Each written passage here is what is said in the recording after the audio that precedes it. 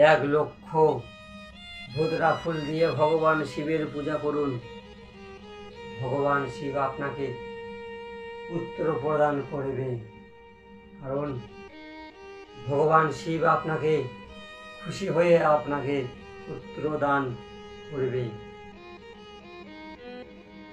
ভগবান শিবের শিবলিঙ্গে যদি ঘি অর্পণ করা হয় তাহলে বংশ বৃদ্ধি হয়, কারণ সন্তান তার আসে পরিবারে। আর যদি কেউ আয়ু জীবনের শেষ পর্যায়ে পড়ে গেছে, অথচ তার বাঁচার অনেক আশা আছে, তাহলে তার নামে একটি পূজা করতে হবে। কিভাবে?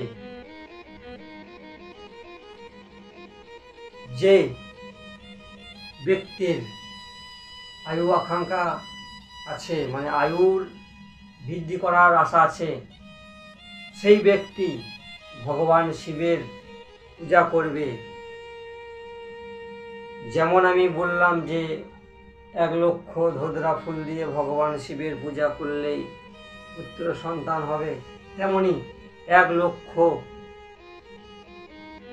দুর্বা, ধূপঘাস যাকে বলা হয়, দুর্বা দিয়ে যদি ভগবান শিবের পূজা করে তাহলে ভগবান শিব অত্যন্ত খুশি হয়ে তার আয়ু বাড়িয়ে দেবে।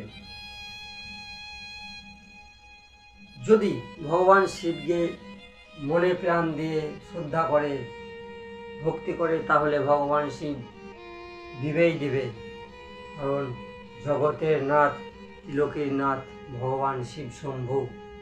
তাই ওই সুধর্মার পত্নী সুদেহা